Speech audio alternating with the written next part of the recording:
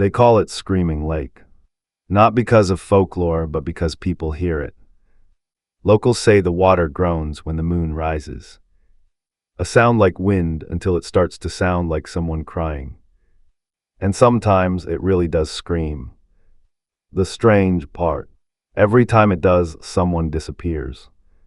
And no one who's ever vanished has ever been found. Campers vanish. Tents left standing, fires still burning. Even meals half-eaten. But no footsteps, no drag marks. Only silence.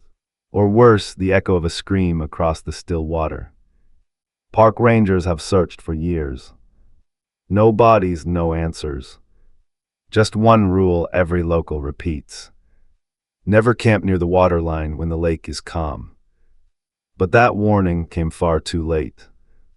The first documented disappearance was in 1972. A father and son vanished overnight. They were last seen fishing on the south dock at dusk. By morning, the boat had drifted back. Empty. The lake was quiet. Locals said they heard crying around midnight. But no one reported it, because they already knew what it meant. The lake had claimed again, and no one could stop it. Entire families have moved away. Some refuse to even say the lake's name. The town once tried to rebrand it. Mirror Lake for tourism. That didn't last. A girl went missing during a sunset paddle. People said the water pulled her under. No splashing, no sound. Just a soft, distant scream like it came from deep below. After that, the name came back. And so did the fear. Divers once tried to scan the bottom. Sonar failed, cameras distorted. One diver came up shaking.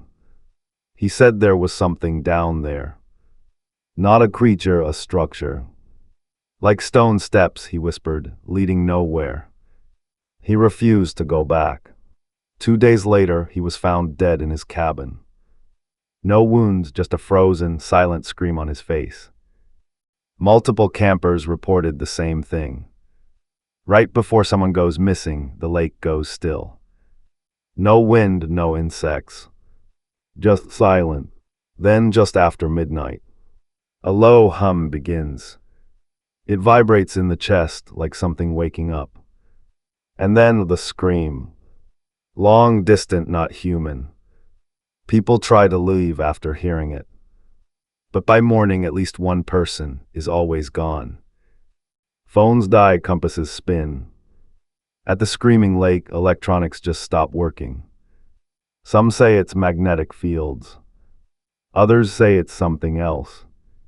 One hiker wrote in his journal, "It's like the forest bends away, like it wants you to reach the lake."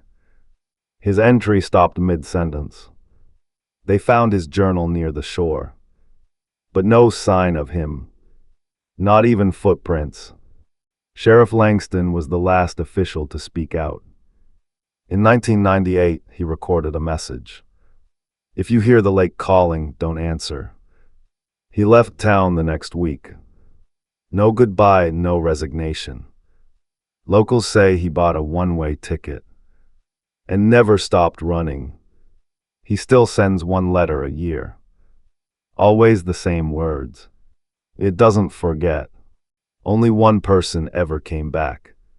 A boy 12 years old vanished for 3 days. Then reappeared at his parents' tent, soaking wet. He wouldn't speak, wouldn't eat, just stared at the lake for hours. That night he screamed in his sleep. Not words, but a perfect match to the lake's scream. Doctors said his vocal cords were raw, as if he'd been screaming for days. You might think this is just legend, until you see the names. 37 official disappearances. All around the same lake. All under the same pattern. But that's only what's been reported. Some believe the number's much higher. Because not everyone camps in groups. And not everyone leaves a trace. So the real question is, why do people still go? And what are they really hearing? Jake and Marla were avid hikers.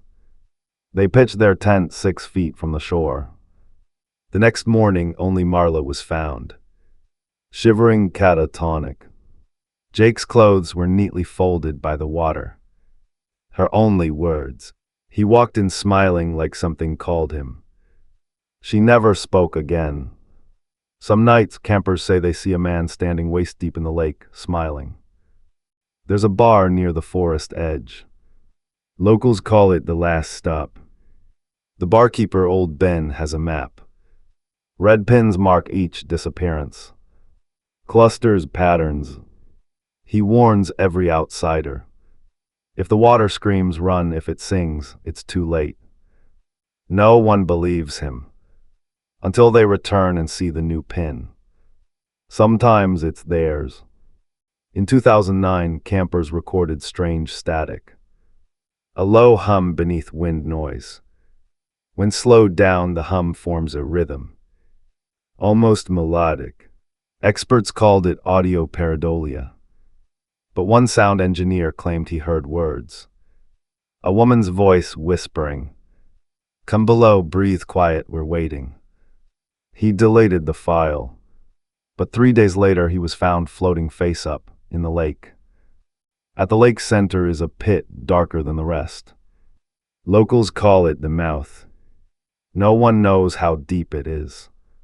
Sonar readings fail. Divers say pressure spikes near it. One swimmer claimed he saw a flicker of light down there, like eyes. When he surfaced, he coughed up black water and whispered, "It saw me."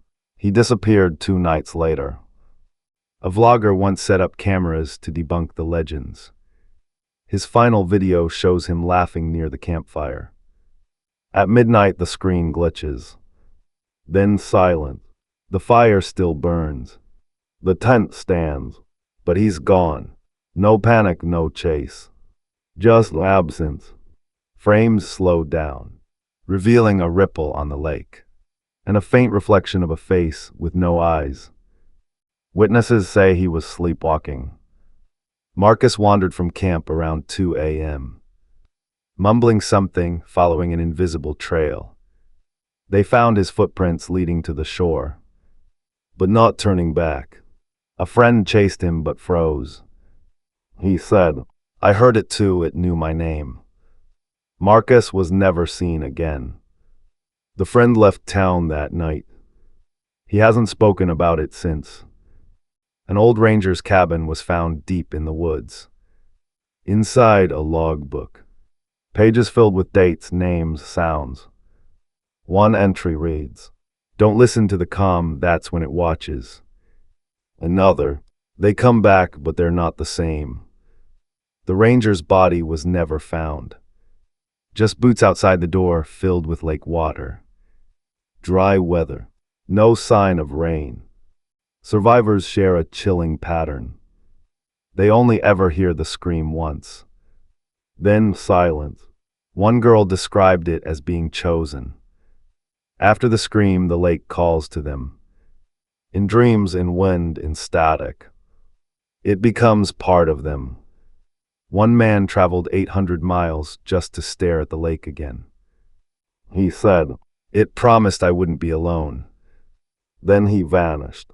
Before disappearing, hiker Elena left a voicemail. "Hey, I think someone's out here. I hear footsteps, but there's no one."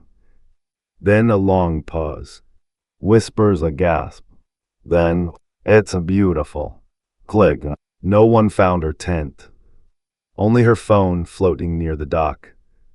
Battery drained. But the voicemail somehow still saved. Everyone says the same thing.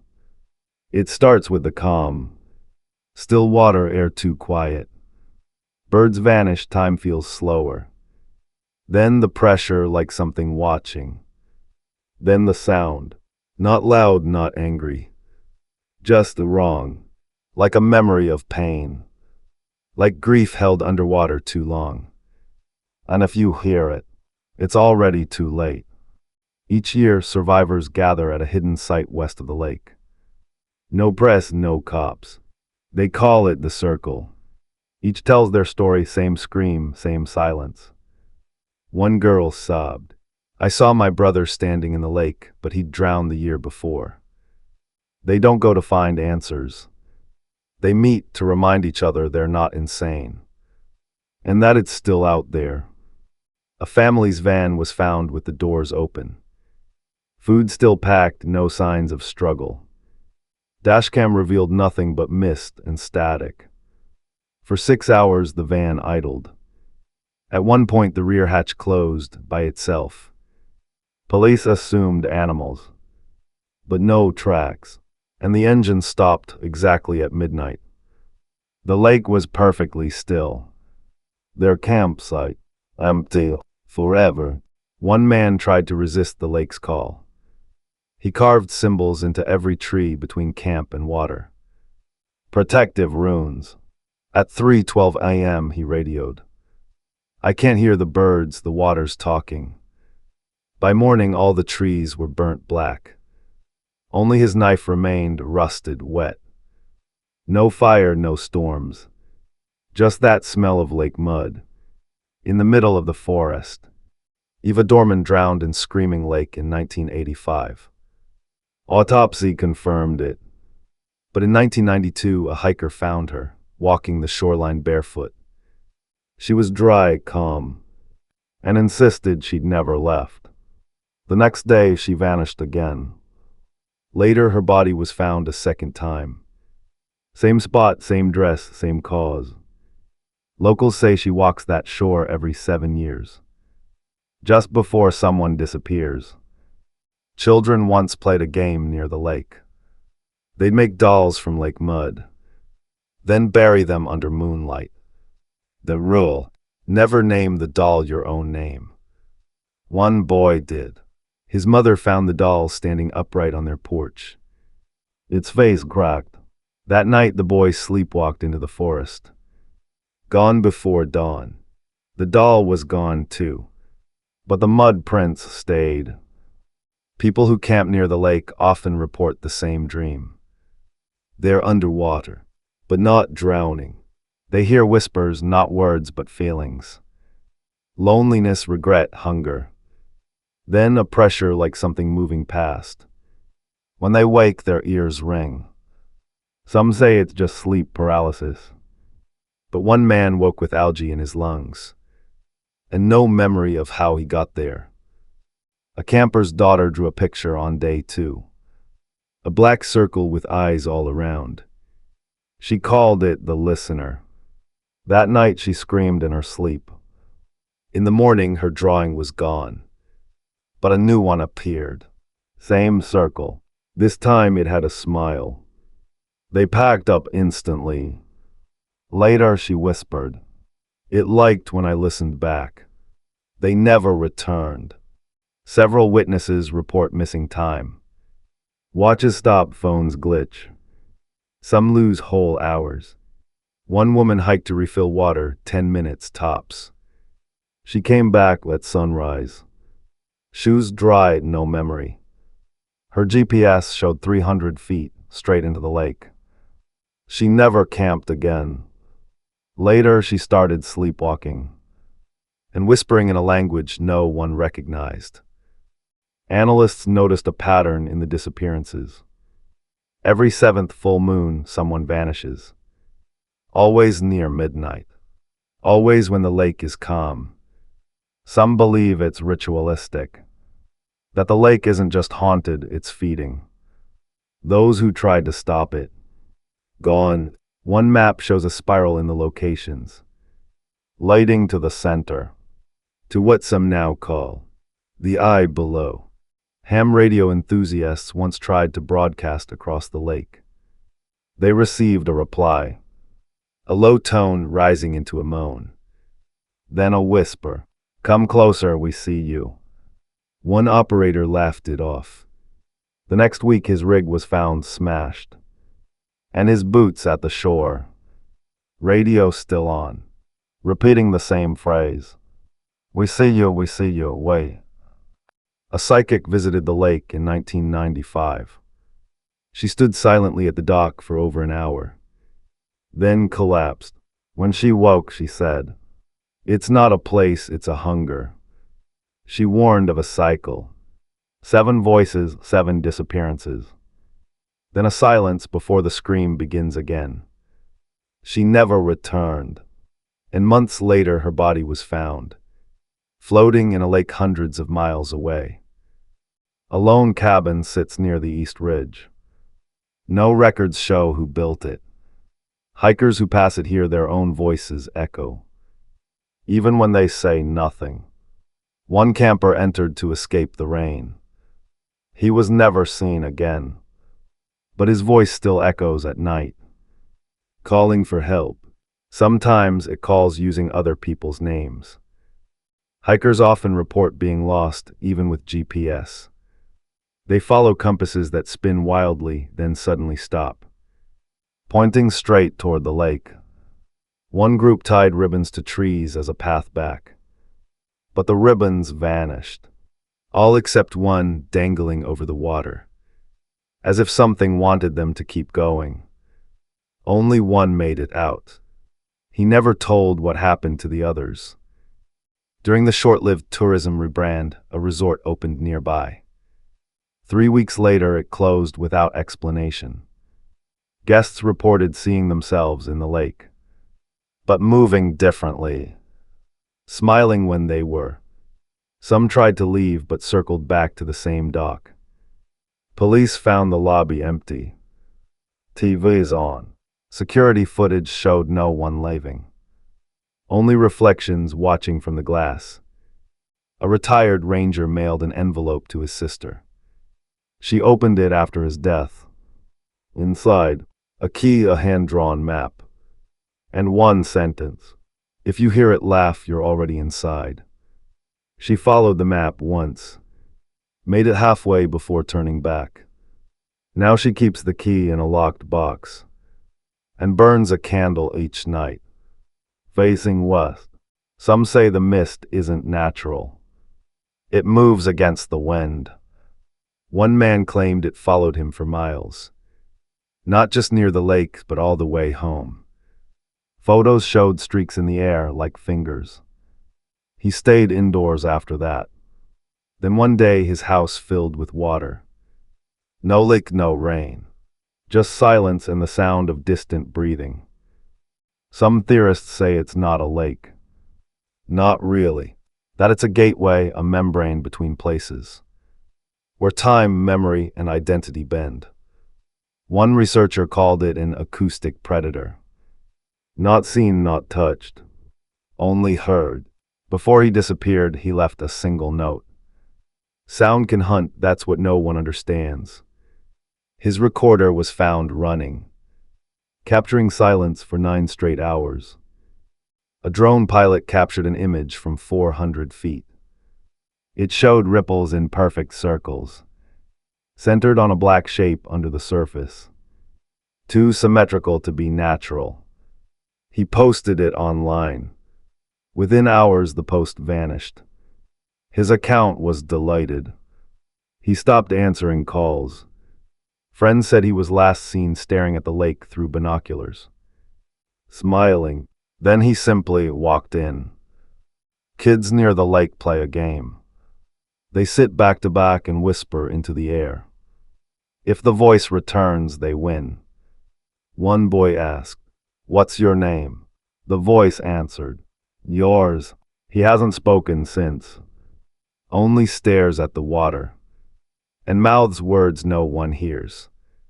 His parents moved, but every year he returns to the lake and whispers back. Cameras pointed at the lake tend to fail.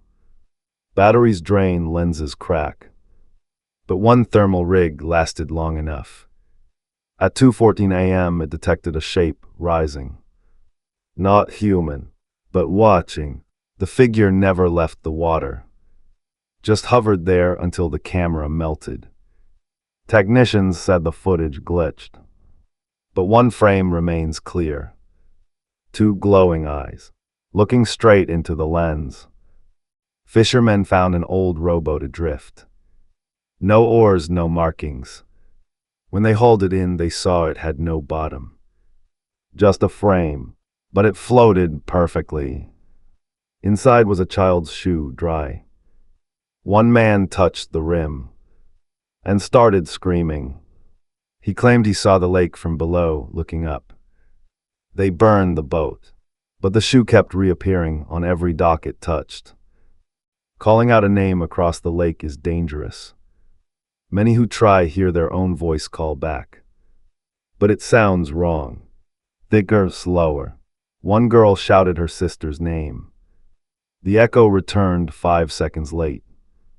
But she hadn't spoken. She'd only thought it.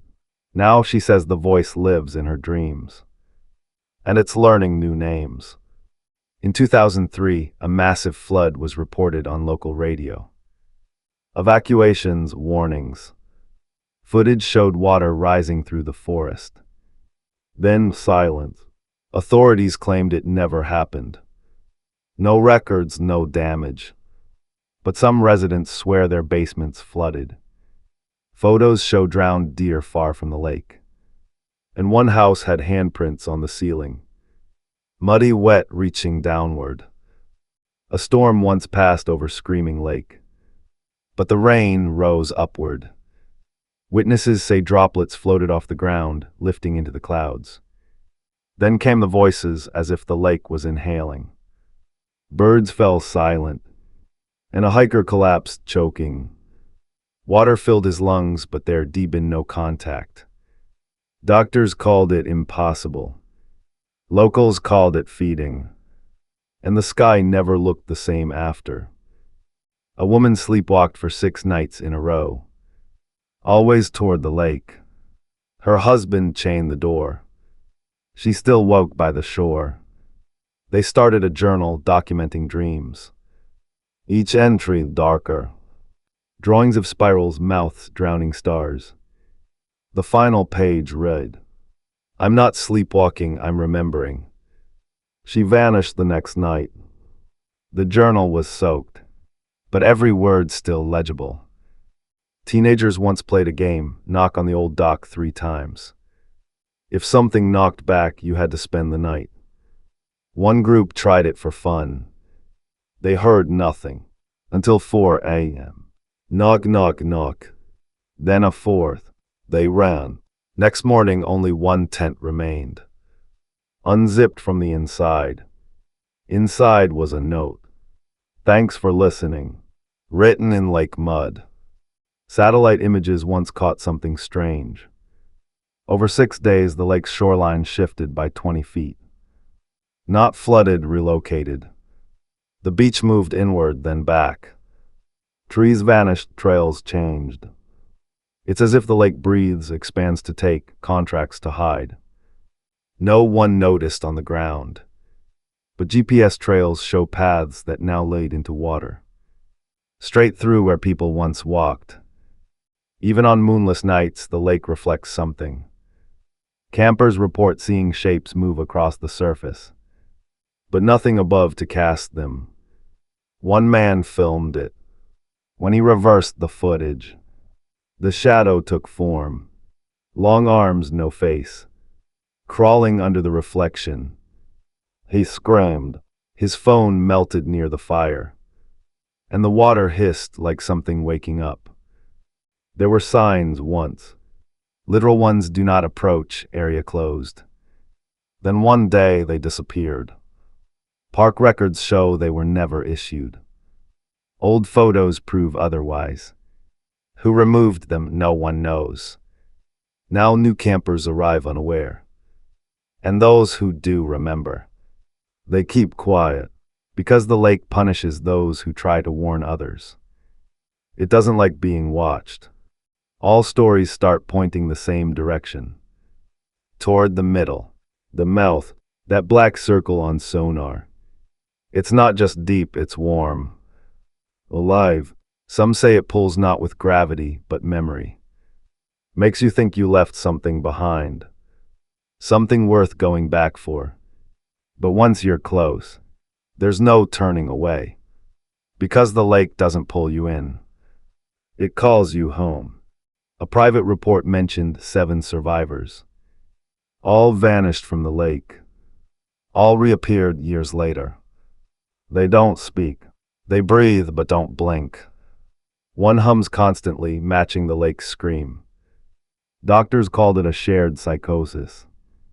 But their lungs were different, adapted to low oxygen, like they'd lived underwater. One thing links them. They all sleepwalk during full moons, toward any body of water. In 2011, a military-grade diver went into the mouth. He wore a live-feed headset. The footage broadcast clearly until 143 feet. Then static. Then singing. Not in English. He whispered, "It's a door, not a floor." Then silent. The cable pulled taut, then slack. When they pulled him up, only the helmet returned. It was filled with black silt. And something was humming. A group built a large bonfire to cleanse the lake. At midnight, the flames froze midair. No heat, no sound, just suspended fire like a photo. One camper reached out. His hand turned pale, brittle, hollow. He screamed. It took my heartbeat. He died before morning. No wounds, only frost patterns. That spelled out a name no one recognized, until it echoed across the lake. An expedition mapped the lake with GPS and drone imaging. They printed a full-scale topography. But by morning it changed. The ink warped. Trails moved. A new island appeared, then disappeared again. The team returned to verify. The trees were gone. Only footprints led into the water. No prints returning. The map reprinted itself overnight. And this time it had teeth. A sound engineer found a frequency in the lake's hum. Embedded in static was voice. He isolated it, played it, and began crying. He said it was his mother's voice, but she died decades ago. He disappeared 2 days later. His computer kept looping the frequency until the hard drive melted. Some say the lake doesn't just scream. It mimics what you miss most. Rangers use the term the listening for the lake's stillest phase. It lasts less than 90 seconds. No wind, no sound. Every bird vanishes. Animals freeze. People describe a sense of being recorded, as if something is logging their breath. One hiker wore a heart monitor. It flatlined for 87 seconds, then returned. His only words were, "It knows we're here." During a drought, the lake dried halfway. A man claimed he could reach the center on foot. He walked for hours and never sank. Campers watched from the ridge. He reached the mouth, paused, then turned around. He wasn't the same man. Older, smiling too wide. When he spoke, his voice echoed twice. Once from his mouth, and once from under the water. A lost girl was found wandering by the shore. Unharmed, but her clothes were reversed, inside out, backward, inverted shoes. Her speech, also reversed. Recordings played backward revealed one sentence. "I left myself behind." Doctors say she's neurologically intact. But she doesn't blink. She never sleeps. And every time she looks at water, she smiles like someone inside it is waving back. A device measuring air pressure near the lake found something eerie. Sudden drops, as if something massive inhaled without sound. One reading showed oxygen vanishing for 6 seconds straight. No animals stirred. Then an exhale. Warm, carrying voices, in over a dozen languages, saying the same word. Soon, the lake isn't sleeping. It's preparing. For what? No one dares ask aloud anymore. Cartographers noticed something chilling.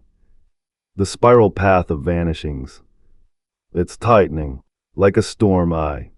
Each disappearance now edges closer to the mouth. No longer random. It's closing in as if the lake is ready. Whatever's at the center has been waiting, and it's almost time. One map shows the final point. A dot, blinking, not printed, but pulsing in rhythm with the scream. Geologists set sensors beneath Screaming Lake. They weren't measuring water. They were tracking pulses. Every 11 minutes, a rhythmic tremor. Like a heartbeat. Not seismic, not natural. One geologist stayed overnight, staring into the black. In his final log, he wrote, "It's not waiting, it's listening back." His tent was found empty, but his boots, still warm, filled with water. Rangers discovered a ghost camp. Same layout, same gear. Appears every summer, vanishes by dawn. Nobody's seen setting it up. But the fire pit is warm, and sometimes food is cooking. Photos show different years, same objects. As if time looped. One ranger left a note. It was found in next year's camp. Burnt edges. Unreadable. Except one word, run. A man obsessively returned to the lake. Every year. He played one cassette, a child's laughter. He said the lake took his daughter. Then he claimed she laughed back. On his final visit, he vanished. But the tape kept playing. For 9 hours. Experts claimed the audio. At hour 5, the laughter changed. Lower, inhuman. And something whispered. We raised her differently. Thick fog covers the lake each solstice. Some say it brings voices. Others eyes. One hiker said the fog parted like curtains, revealing something watching. 10 feet tall. Humanoid but not. It didn't move. It just watched. Until she blinked. Then the fog swallowed it. She left town that night. But later her mirror fogged up. With handprints from the inside. A search party once found drag marks near the lake. As if something had been pulled. Claw marks, tents shredded. But no blood. Only wet prints too large to be human. They followed the trail. But it stopped at a dry hill. At the center, a single footprint. Perfect. Human. Facing toward the lake. Like someone had stepped out, not in. Locals say the mouth opens every 13 years. Not figuratively, literally. The water recedes. The circle expands. And a spiral staircase is revealed. It only lasts an hour. One man ran down, filming.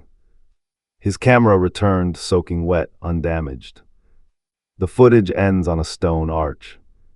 Etched above it, "If you hear your name, do not answer." He never came back. East of the lake are twisted trees. Dead pale. Locals call them bone trees. At sunset they hum soft and steady. One botanist studied their rings. He found none. No growth. No age. Just symbols carved from within. As if the tree grew around a message. One log cracked open. Inside was a single tooth. Human. Perfectly white. An old book found near the ranger's cabin described a ritual. To see the lake's memory. It involved staring at your reflection under moonlight. And not blinking. One woman tried it. She began screaming. She said she saw herself vanish. Over and over. Different clothes, different years. Each ending the same. Her reflection reaching out. And pulling her in. At night, soft digging sounds echo near the shore. Not animals, not wind. Witnesses describe figures hunched, slow, clawing at the earth.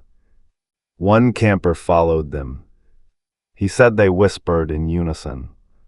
Not deep enough, not yet. They disappeared before dawn.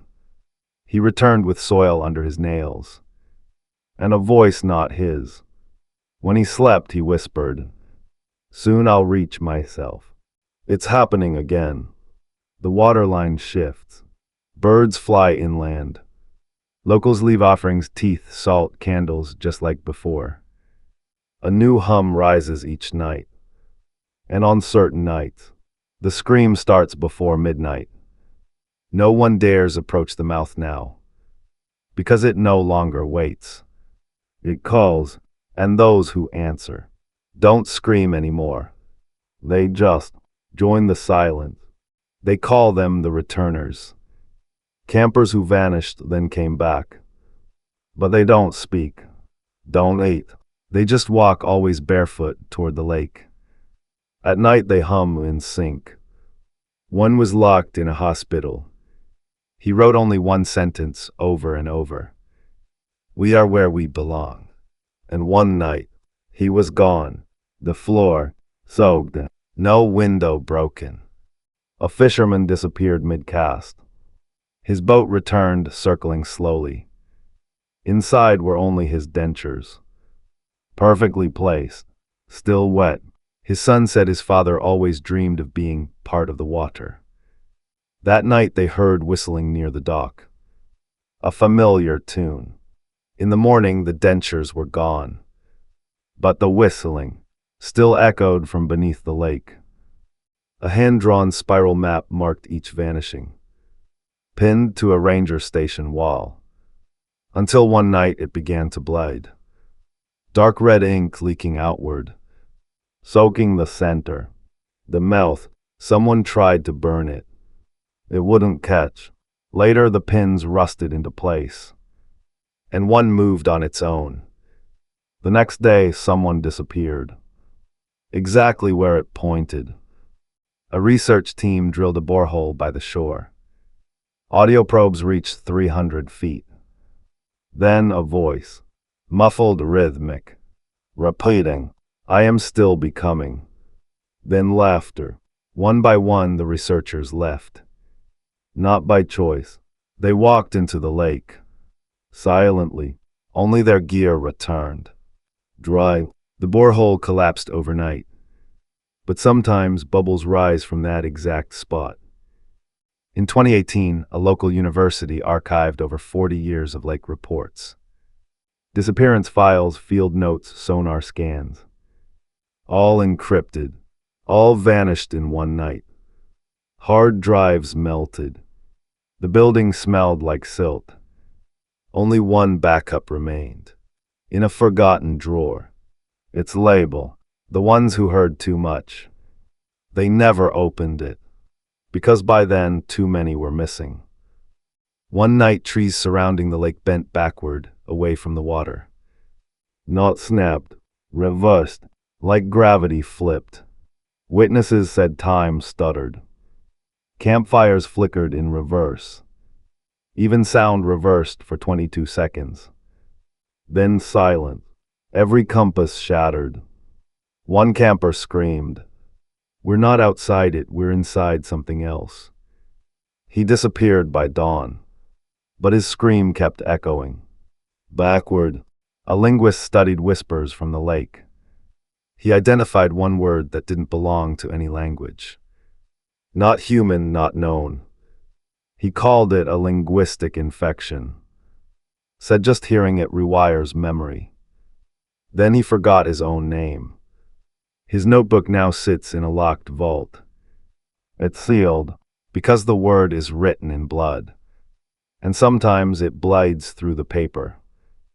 At the lake's center, the mouth once sat still. Dark, silent, waiting. Not anymore. Now it pulses, breathes. On moonless nights it glows faint red. Animals flee. Birds fly in circles. And the water rises without rain. A low chant vibrates the ground. People hear it in dreams. It no longer waits for them to come. It's reaching outward and calling louder. A shortwave emergency signal played one night. Not government issued. Just static and a voice. Mail come. It has breached, avoid the sound, do not respond. The broadcast cut out after 6 minutes. But hundreds heard it. Some said the voice sounded familiar, like their father, or brother, or themselves. One listener played it backward. It ended with one word. Welcome. It's almost time. The spiral is nearly closed. The lake is no longer quiet. It breathes louder, waits less, more vanishings, more calls. And those who listen too long begin to understand, not in language, in instinct. They smile. They walk toward the scream. Because now, the mouth doesn't just call. It speaks, and it's waiting for someone to answer back. They built a rope line across the dock to mark where people vanished. They called it the no-return line. Nobody crossed it, until one woman did. She carried no gear, just stood at the edge, whispered something, then stepped past the rope. She didn't vanish. She sank straight down without struggle. The rope snapped, and her whisper, it echoed back. It's time. A deep-sea camera was dropped into the mouth. No signal for 12 minutes. Then video. But twisted. Trees curved downward. The sky was beneath the water, and shapes crawled along the lakebed as if upright.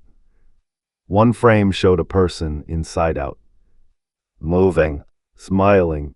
The footage ends with static, and a single word in the file name. WLCOMEHOME. The lake used to scream. Now it sings, a slow, rising melody. No lyrics, just tone. Haunting, beautiful, and those who hear it follow it. One by one, they leave notes that say, I finally hear the harmony. They walk into the water with peace in their eyes, because they believe the song isn't calling them. It's calling them back. A scientist monitored the lake for 93 days. Never interacted, just observed. Until day 94, he was gone. Only his final entry remained. It noticed me, observation is invitation. The more we look, the more it looks back. Now people who watch too long see reflections that blink first. Because some truth don't want to be understood. They want to be obeyed. One camper had the same dream for weeks. A staircase, a door, a voice whispering, come know yourself. Then he woke standing on the dock, barefoot, eyes open. After that, he couldn't sleep, because when he closed his eyes, he woke up underwater. Doctors found nothing wrong, but his pupils stayed dilated. And his last sentence was, I'm not dreaming, you are. It started subtle. Wind whispering first names, then last names, then names only parents used. Now campers report hearing their own voice calling them. From the woods, from the water, one woman heard her father's voice say, we miss you down here. He drowned 15 years ago. She followed the sound and left no footprints behind. The pattern is no longer a spiral. It's a circle, perfect closed. Every vanish point leads back to the same location.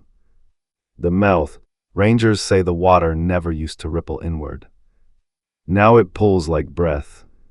One drone flew above the lake and captured a symbol glowing beneath the surface, like a pupil watching, and the caption auto-generated by the footage. The eye is open.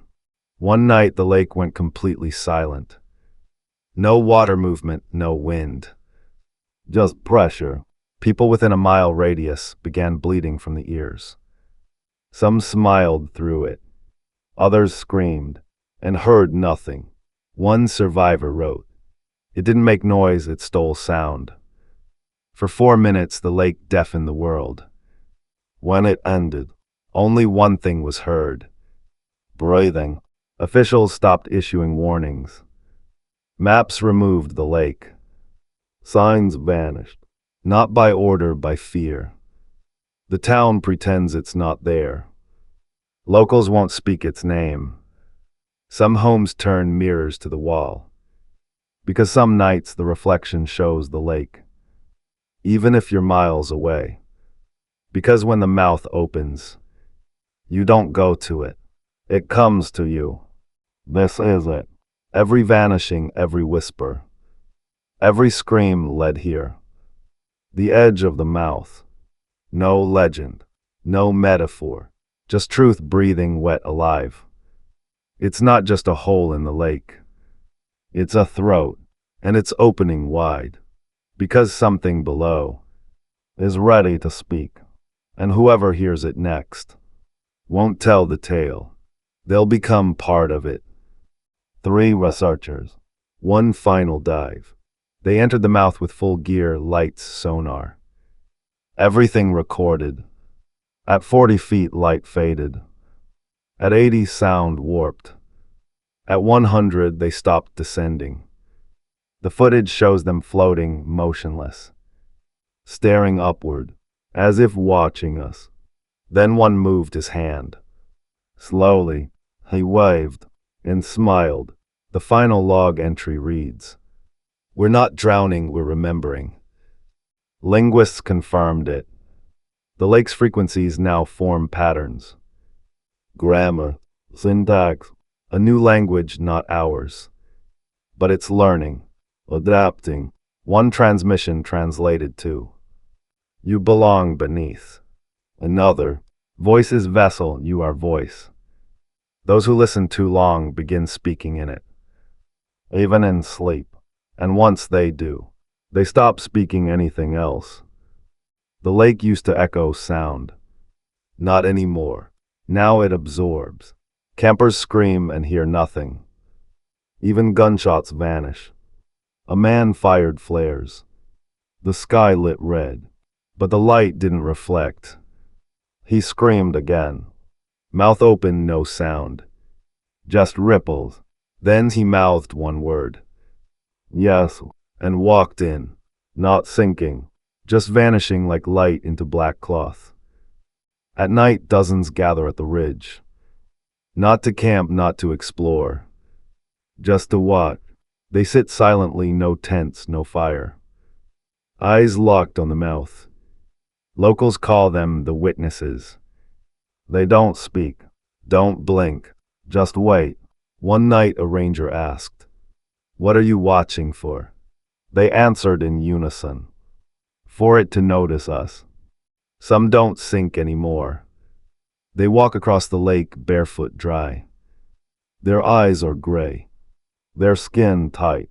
Locals whisper that they're former victims, but something else now wears them. 1 dropped a notebook. Inside were only 3 words.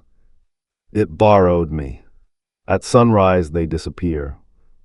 But when the fog returns, so do the footprints, heading back into the water. A survivor mailed a tape to his brother. Whispers, sobs. Then, "Don't try to save me, you're already in it." He said the lake isn't a place. It's a presence, a space that follows, a way of thinking that thinks you. And the final sound on the tape. Not a scream, not water, just a second heartbeat. Closer than it should be. A drone caught 1 final image. The mouth fully open. Inside, darkness, but framed in the black. A shape, a massive bone-white face, with eyes like dry wells. It wasn't rising. It was watching and smiling. The drone fell from the sky, shattered, but the footage liked. And now anyone who's seen the image starts hearing the scream in their dreams. Boats float, but they don't return. Those who try to cross the lake now never reach the other side. Because there isn't one. Not anymore. The lake loops. Pilots circle overhead and see only water. Like the land beneath has been swallowed. 1 survivor said, I rode for 6 hours and still heard the dock behind me. He never rode again. One woman did the unthinkable. She sang back, matched the lake's tone. For 4 minutes it stopped screaming. Just silent. She stood by the water's edge, eyes closed. Then opened her mouth, and a second voice, deeper, layered, came out. Not hers. The final thing she said. It's not angry, it's lonely. Then she turned and walked backward into the lake. This is what we know. The mouth will open fully. The scream will stop. And in its place, a word. One word. Those who hear it will vanish. Not physically, but inward. Into silence. Into forgetting. And when it's said, no one will scream anymore. Because that word isn't for us. It's for something beneath us. And it's been waiting to be remembered. Some never went to the lake, never heard the scream, yet they remember it. In dreams, in water sounds, in the hum of fridges at night. They draw spirals. They hum that tone. Doctors say mass psychosis. But when tested, their brain waves match like survivors. Because screaming like isn't just a place. It's an infection, and some minds are already drowning from the inside out. There haven't been disappearances lately. Not because it stopped, but because we stopped calling them missing. They leave notes now. They walk in calmly. Some wave goodbye. They don't scream. They join, and the lake doesn't hide anymore. It glows faint and open. Because now it doesn't take. It receives, and what it receives never wants to leave again. If someday you hear it, a sound that isn't wind, a hum that vibrates in your teeth, a voice that sounds like someone you lost, don't listen, don't answer, because the lake doesn't scream to scare you. It screams to find you. And once it knows your name, you've already been chosen. So if the water ever calls you, walk away while you still can. After the silence, the spiral started again. A fresh disappearance. A new scream. Different name, same pattern. Locals say the lake sleeps between cycles. But never for long. It always remembers. And each time it reaches farther. Campers vanish from trailheads now. One child disappeared in town 6 miles away. No lake nearby. But his footprints, they led straight to water. Hikers filled bottles from nearby springs. Crystal clear. But when tested, they weren't springs. They were extensions. Water tasted metallic like old coins. One hiker said it left her mouth numb. Then her tongue turned gray. She stopped speaking, but recorded one sentence. It speaks through taste now. She never drank again. But even rainwater started to taste like the lake. A pilot flew over the region. Clear skies except one shape in the clouds. A perfect spiral, rotating counterclockwise, centered over the lake. In his black box recording, he whispered, I think it's breathing through the sky. He landed safely, but the plane's paint peeled only on the underside. And his shadow didn't follow him exactly. It lagged by 3 seconds. One woman returned from the lake with markings. Not bruises, not wounds. Writing across her back, down her arms, spirals of text in a language unknown.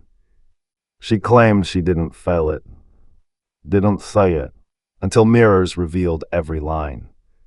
She begged, don't read it aloud. Later, her friend whispered one phrase from the markings. He vanished that night, leaving only her reflection behind. An audio physicist mapped the lake's scream with sonar. What came back wasn't sound. It was form, The echo had shaped tendrils, curves, a hollow core. Like something inside the scream was reaching. He tried to recreate it in a lab, but the sound made speakers shatter, and made two researchers fall silent permanently. They still breathe, but no one knows where their thoughts went. People exposed to the lake's hum start drawing spirals. On napkins, on skin, even in sleep. One therapist kept every sketch from affected patients. They all matched. Identical shape, identical rotation. He dreamed it one night, and woke up drawing in his own blood. He said, "It's not madness, it's memory." Then he burned the drawings, but the spirals kept reappearing. On his windows. Across town, radios glitched at once. Every frequency. Same voice, flat, genderless. Return. It lasted 13 seconds. Phones rang next. Same word. Text messages followed. Same 5 letters. Those who heard it began walking.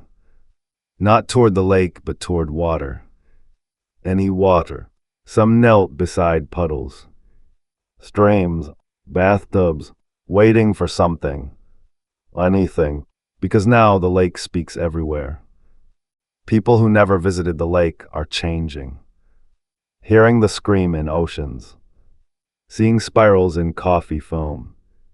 Dreaming of drowning in places they've never been. Scientists call it contamination of collective memory. But one child said it best. The lake is lonely, so it made more lakes. And that night, 5 people walked into 5 separate rivers. Smiling. In sewers, subways, storm drains, people hear it. A pulse, a slow, wet inhale. One city worker recorded the sound. Then vanished. His recorder kept going. 30 hours. The last minute. A faint whisper. You paved over a mouth. Now cities above water sources report the same thing. Time skips. Air thickens. And dreams of something watching. From below the pipes. Some don't fear it. They worship it. They chant, hum, wait in flooded caves. Calling it forward. One cult live-streamed their last gathering. They stood in ankle-deep water, arms wide. At midnight the stream glitched. Then returned. Empty cave. Only audio left. A phrase looped for 6 hours. It heard us, and now they say, it's closer than ever before. Digital clocks across town froze at 3:12 a.m. Just for a second, then rebooted, showing different times. Not random. Dates, each matching a reported disappearance. One man's watch cracked, leaking salt water. Another saw his clock tick backward, then spell 5 letters. MOUTA. No one fixed them. Because no one wants to know what time the lake thinks it is now. At first, the screams came from the lake. Then they came from mirrors. From radios with no batteries. From inside empty fridges. One boy screamed back. And the echo came from under his bed. Now some homes refuse to sleep with water nearby.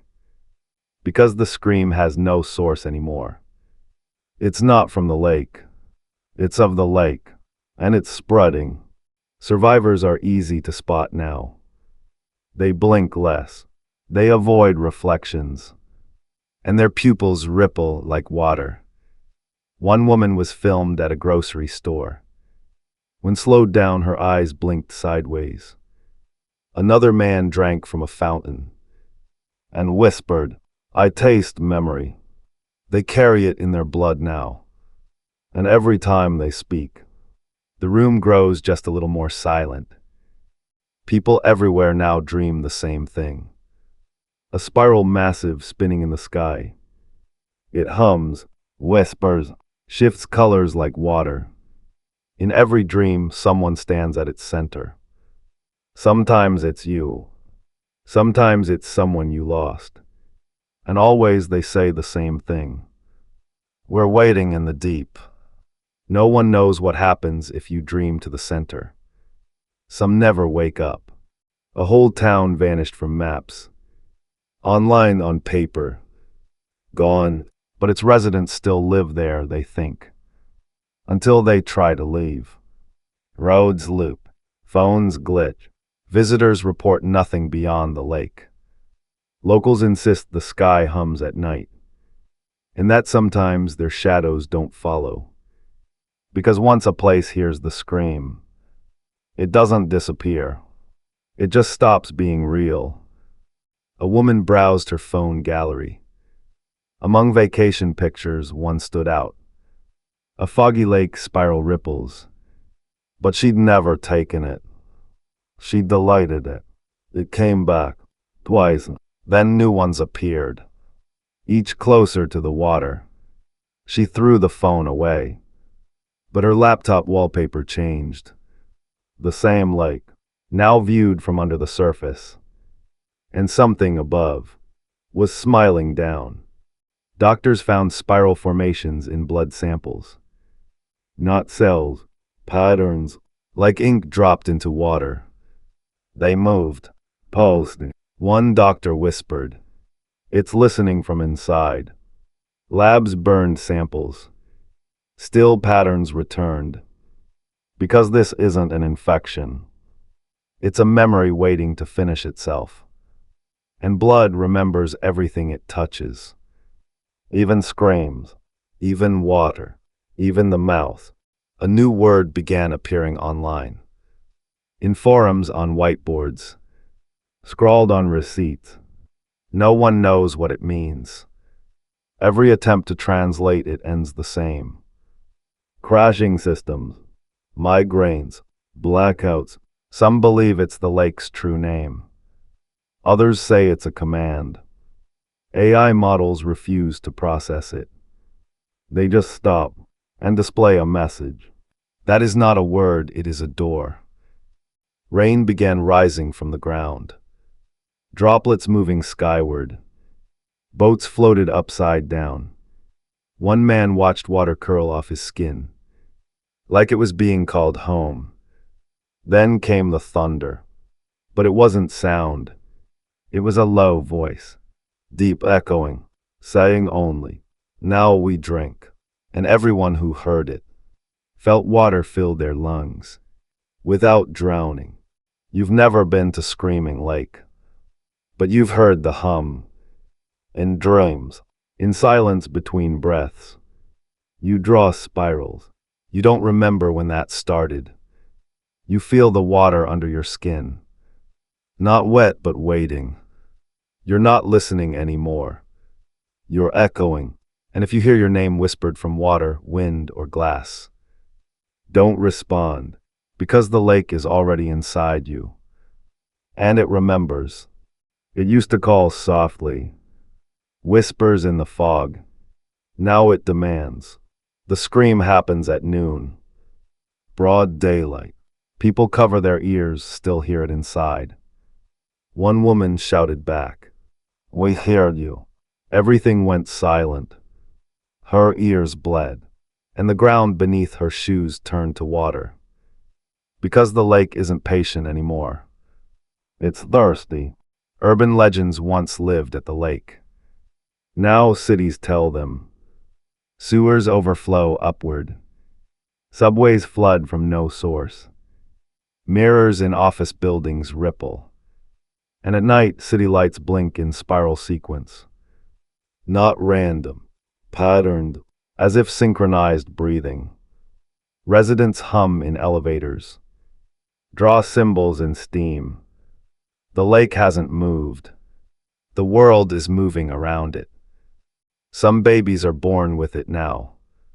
A spiral birthmark behind the left ear. Doctors say it's coincidence. But those children sleep with eyes half open. They mimic screams before they learn words. One toddler whispered, "I was underneath before I was born." Parents move away, but water always finds them. Because the spiral isn't inherited. It's remembered. Astronomers noticed a shift. Stars blink out in spiral patterns. Satellites glitch when crossing the region. One image caught it, a reflection of the lake in the night sky. But flipped, inverted, alive, the caption under the leaked photo said. We looked too long, and now telescopes point lower. Because they fear what's above is just a mirror of what's below. A linguist scraped ancient texts, audio logs, primal languages. He found one pattern, a hidden word beneath all words. Same phonetic rhythm, same sonic curve. It hums in lullabies, in screams, in prayers. He called it the original spiral. Then he vanished, leaving only one post-it. If you say it, it'll say you back. We thought the spiral reached outward, but it doesn't. It turns inward, deeper, into thought, into language, into identity. One survivor said, you don't fall into the lake falls into you. And when it hits bottom, you're not there anymore. Only the echo remains, repeating your name, until someone else hears it and joins the circle. You never stepped into Screaming Lake, but it remembers you. From dreams, from thoughts you dismissed, from the time you forgot something and it whispered it back. Because water stores memory, it holds the shape of what vanished inside it. And the moment you hear your own name echo, it's too late. You've already become part of the pattern. Some say the lake's a metaphor for grief, for fear, for loss. They say spirals mean nothing, that people vanish all the time. But metaphors don't hum in your teeth. They don't blade through your dreams. They don't call you by name when you're alone. So next time someone says, it's all just a story, ask them why they haven't slept near water in weeks. All this time we've tried to explain it, contain it, warn others, but the mouth doesn't open for noise. It opens for silence, for stillness. It waits for the moment we stop resisting. Then it speaks, soft and deep, not a scream, but a welcome, and those who hear it don't vanish. They return, but they don't bring back stories. They bring back the spiral. We've followed the spiral, story by story, disappearance by disappearance, sound by sound, until now, it's not a mystery anymore. It's a pattern, and patterns want to be completed. So if tonight you dream of the lake, and you hear the hum, don't speak, don't run, just listen, because you've reached the center. And now, it's your turn. It's forgetting us now.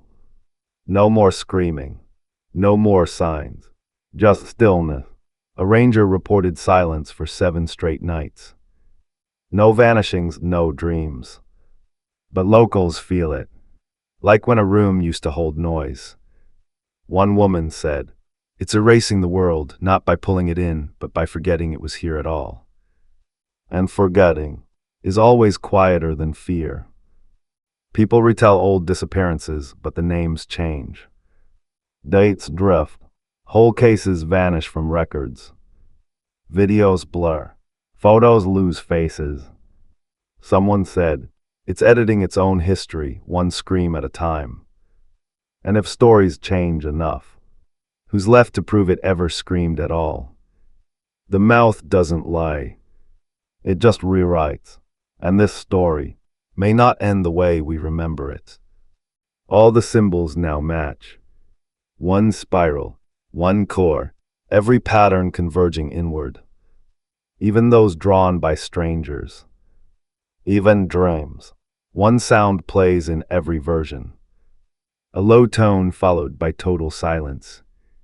And if you let that silence sit in you long enough, you'll feel something bloom in your chest. Not a heartbeat, but an echo waiting to be answered. Returners don't speak anymore, but their eyes reflect water. Always, even indoors. One man stood in a dry field. A photographer took his picture. The photo showed him waist deep in the lake. No explanation, just ripples, like the spiral followed him. Or he brought it, and his eyes still smiled, but they were no longer looking out. They were looking in. It doesn't need a lake now.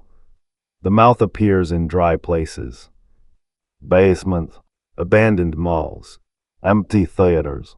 It hums behind drywall. You don't see it until it sees you first. Then the floor darkens. Then it breathes. And if you stand still long enough, you'll feel water at your ankles. No rain, just memory, flooding back in spiral motion. Grandparents whisper of forests that vanished. Parents dream of lakes they never visited. Children hum melodies no one taught them. It skips logic, but spirals don't move forward. They move through. The lake doesn't need time. It needs voice, passed down, layered like water pressure. And when enough layers align, the scream will return, not as sound, but as legacy. Words start falling apart. Sentences fracture. Memory misfires. You know what happened, but can't say it right. People say shore instead of door. Breath instead of death. Not mistakes. Ray writes, one linguist said, the lake isn't stealing voices, it's reformatting language. And once language bends, there's no telling what will follow. Because after sound dies, silence becomes the only truth left. A diver geared up, stepped forward, never touched the lake, and still vanished. Witnesses say he dissolved, like steam caught in reverse. His camera still streamed for 5 minutes. Not underwater, but underground. Stone walls, a spiral corridor, and one last frame. His face, eyes closed, whispering. Not fear, not farewell, just the same phrase we've heard before. I remember the sound. You can spot them now. The marked, they walk, they breathe, but leave no prints. Their presence bends reflections. Their voices echo before they speak. Some say they're scouts. Others say they're invitations. All we know is that once you notice them, you start forgetting others. Like memory makes room for the spiral, for the scream, for what's next. There's one word left, unspoken, not written, only felt in pressure behind the eyes. When it's said, the spiral will seal, the mouth will close, and all screams will end. Not in silence, but in memory, because the final word won't be heard. It will be known, and once you know it, you become it. The story, the spiral, the lake.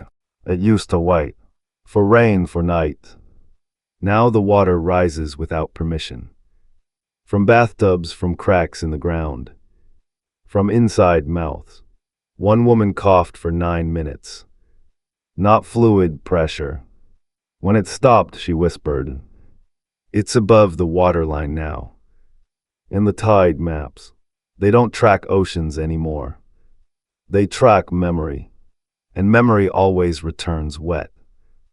Doctors noticed a change in respiration. Some patients breathe in spiral rhythm. Inhale, pause, exhale, short pulse. Over and over. They sleep facing mirrors. One man's x-ray showed something coiled in his chest. Not organic, just dense vibration. He whispered, I don't breathe air anymore, I breathe the waiting. And the monitors, they beeped in perfect spiral cadence. Then stopped. Mountains crumble. Old cliffs reveal carvings, spiral glyphs, thousands of years old. Not made by hand, by erosion. as if the shape was always there, just waiting to emerge. Geologists called it coincidence, until the symbols changed overnight. One phrase appeared. The deep has no time, only depth. No one climbed back up, because the air near those stones tastes like lake water. Witnesses describe a change in returners. Not mental, physical. Skin soften, veins vanish. Photos blur their edges. One woman hugged her daughter and left moisture marks.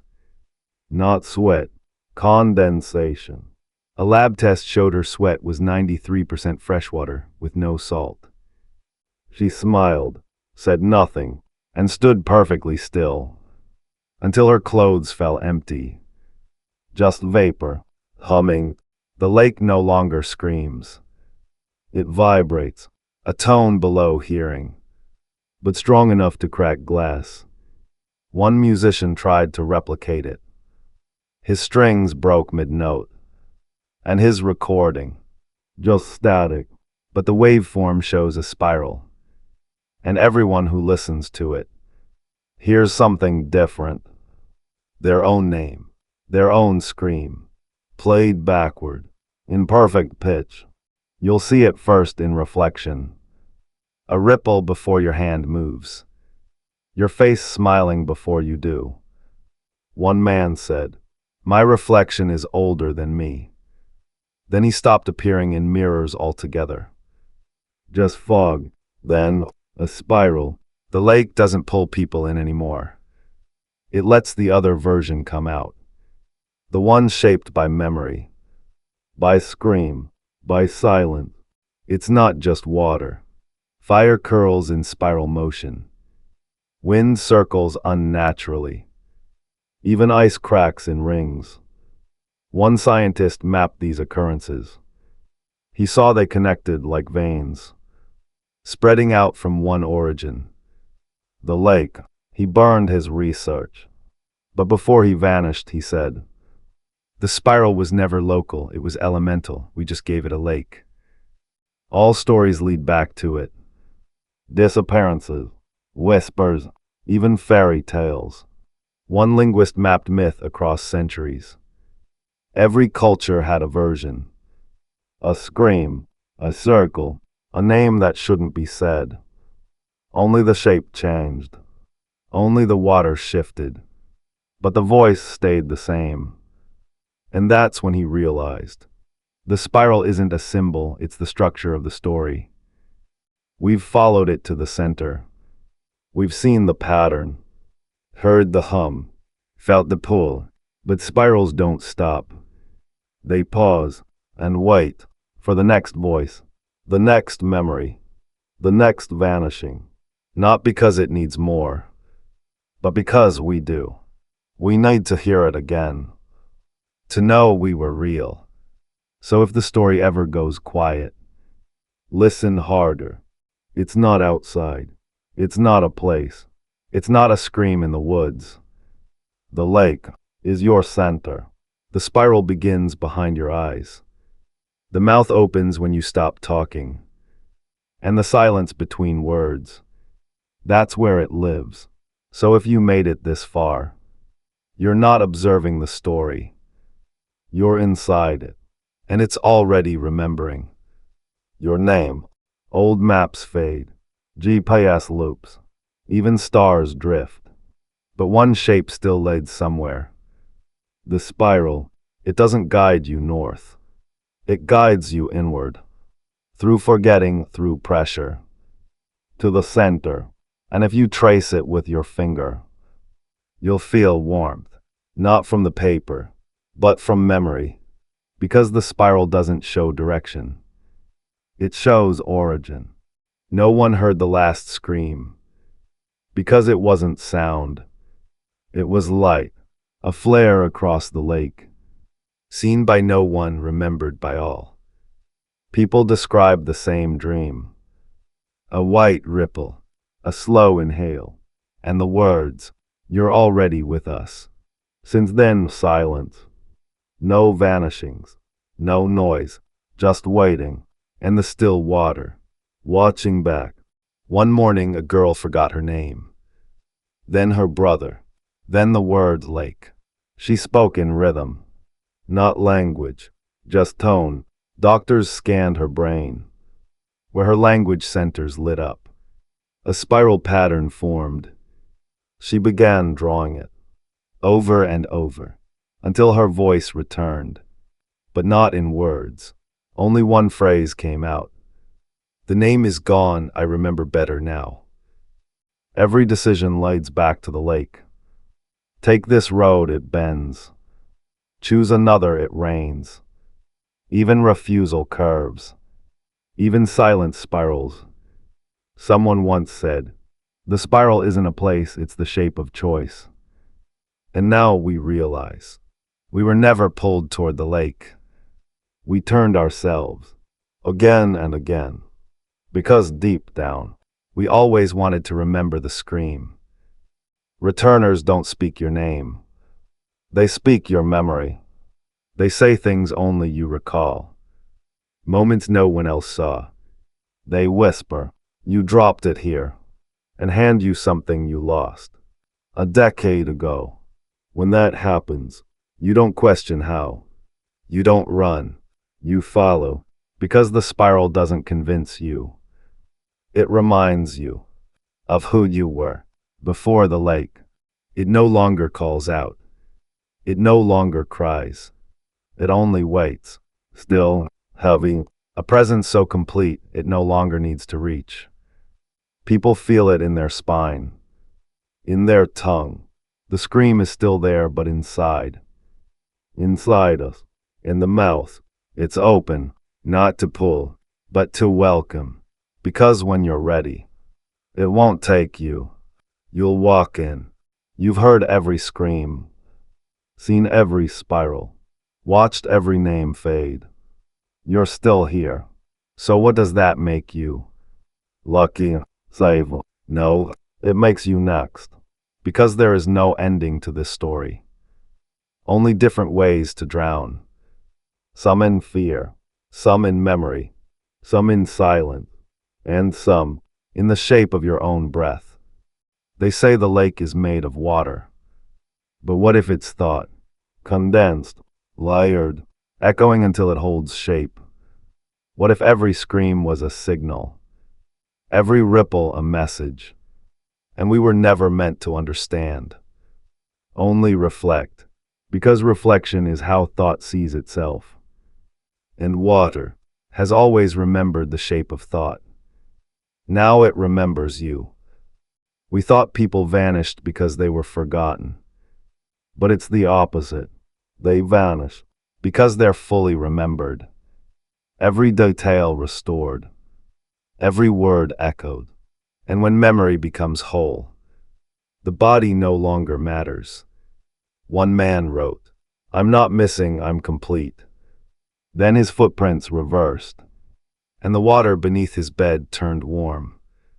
Like something had just stepped out. Buildings collapse. Records fade. Voices fall silent. But the spiral stays, drawn in ash, carved into glass, written into bones, not by hand, by pattern, because even when the last scream fades, the spiral remembers. It waits for new names, new voices, new silence. You may leave the lake. You may even forget it. But the spiral never forgets you. At first you were just listening. A voice in the dark. A scream from far away. But now the scream moves with you. You feel it hum inside elevators. Inside your breath. Because something changed. You stopped listening and started repeating. Not in words, in patterns. And patterns don't stop. They loop until the voice isn't calling you. It's speaking through you. People fear the spiral. Call it haunted. Call it wrong. But the spiral never harmed anyone. It only showed them themselves. Their choices. Their loops. Their unspoken wants. One survivor said, I wasn't pulled, I was revealed. So maybe the spiral isn't a curse. Maybe it's a mirror. And some reflections are louder than any scream could be. Stone crumbles, steel rusts, words fade, but water endures. And in time, everything becomes water. Even thought, even memory, even you. The spiral isn't here to take you. It's here to return you to what you were before words, before shape, a ripple, a voice, a name spoken underwater. Never shouted, only known. They say the lake hums before it pulls. But the truth is darker. If you hear the hum, you're already in it. That's not the start. That's the middle. And the rest is just memory catching up. The sound you hear now, it's not new. It's the echo of you entering. Over and over. Until you realize. You never stood at the edge. You were the edge. Stories end. But spirals don't. They repeat, retell, reshape. You'll think this is over. But you'll hear a whisper. See a ripple. Feel your name pulled across water. And suddenly, you're back. Not in the same place, but the same pattern. Because the spiral doesn't chase you. It waits, and every loop you escape is one it already drew for you. We said there would be one final word, a closing sound, but the spiral has no language, only rhythm. The last word isn't spoken. It's felt in the stillness before breath, in the weight of forgetting. And when it happens, you won't hear it. You'll recognize it. Because the final word is the moment you stop asking if it was real. And just remember, this isn't your first time. Not really. You've heard this story. Maybe not in words, but in dreams. In static, in water. You knew the lake. Before I spoke it. Before you pressed play. So when the spiral comes again, don't resist. Just ask, where did I leave myself last time? And walk there, because it's already waiting. You thought you were hearing a story, but stories don't echo you. Don't answer your questions before you ask them. Don't whisper your memories back. This one did, because it knew you. It carried your rhythm, your fear, your voice, and when you're gone, it won't be silent.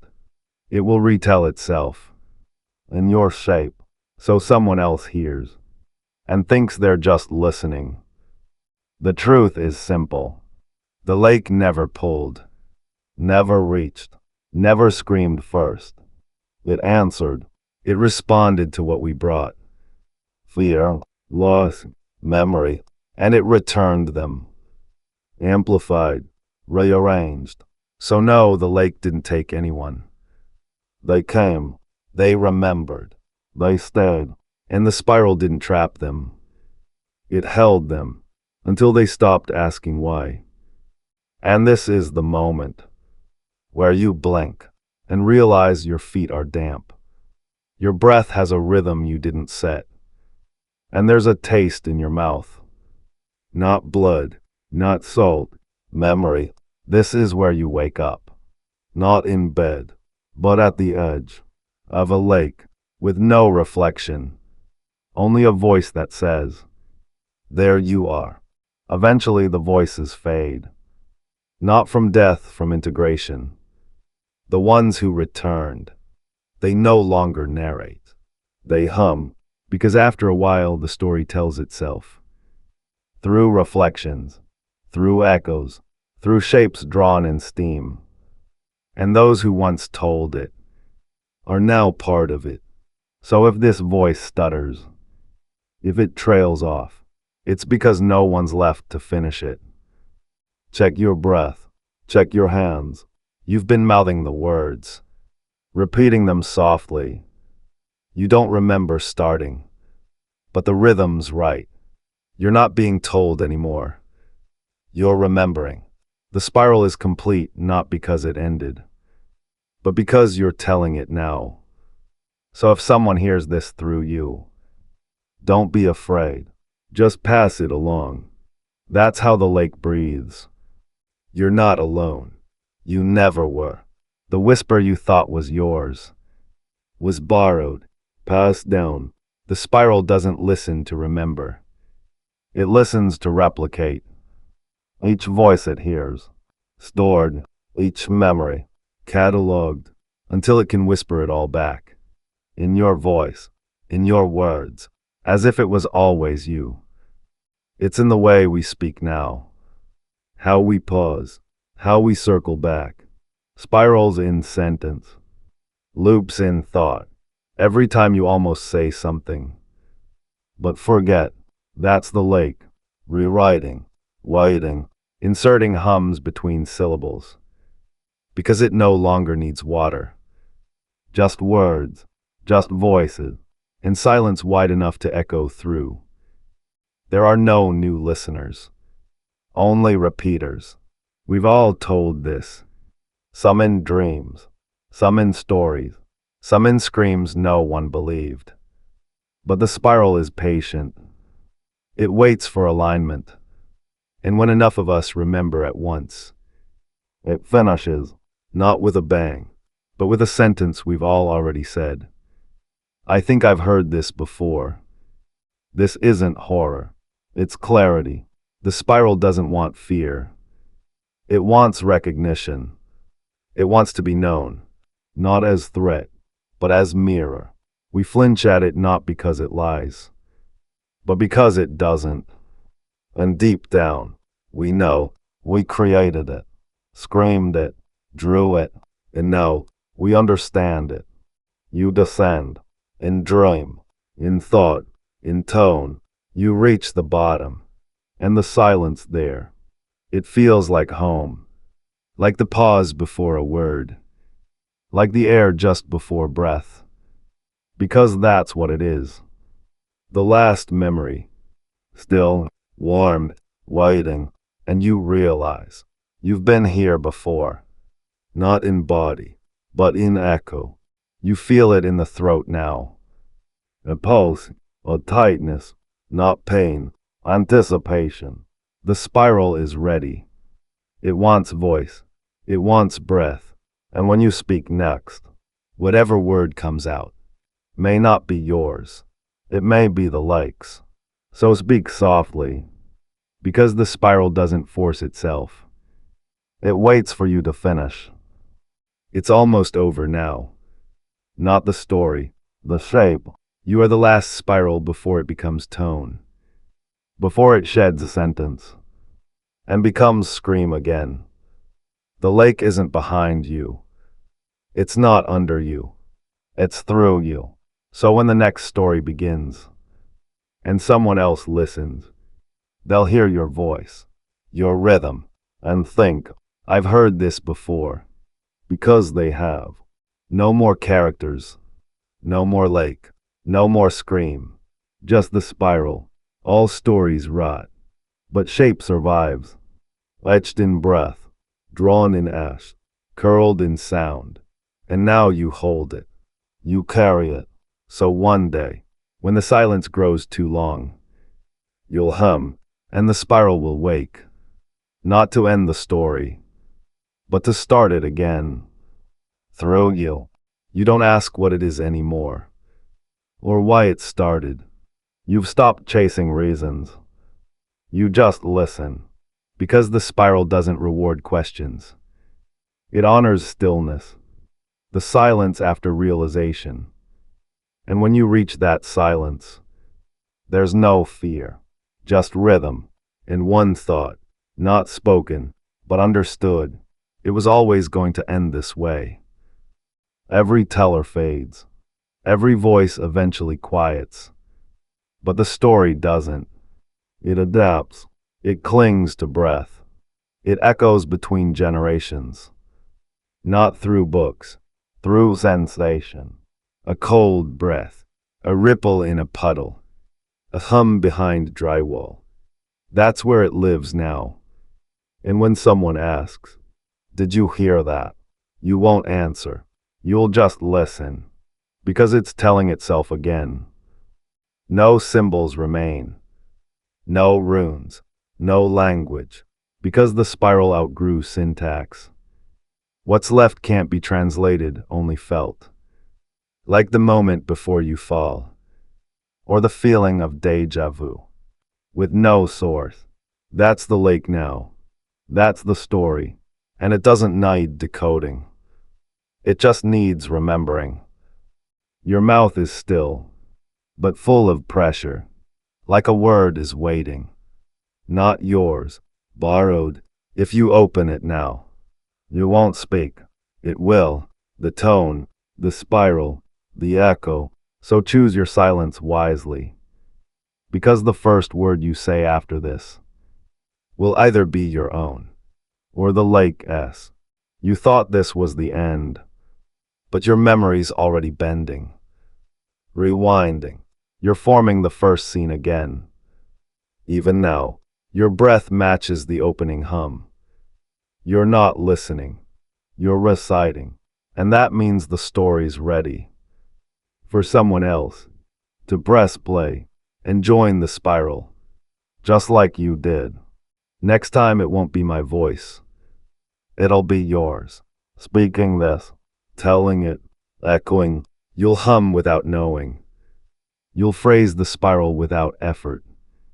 And when someone turns their head, hearing you speak, they'll feel the lake. Not because of your words, but because of the shape in your breath. That's how it spreads. Not by force, but by familiarity. You were the final loop, the closing turn. Not the victim, not the witness, the shape. It wound toward you from every direction.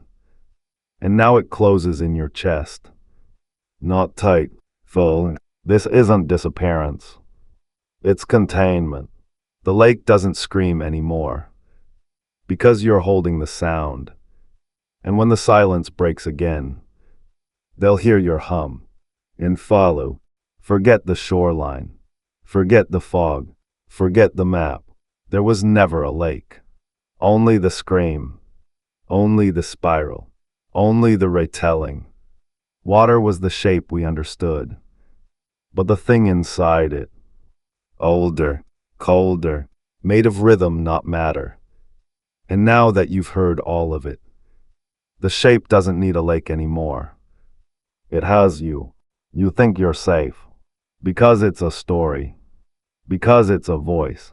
But stories echo, and echoes carry shape.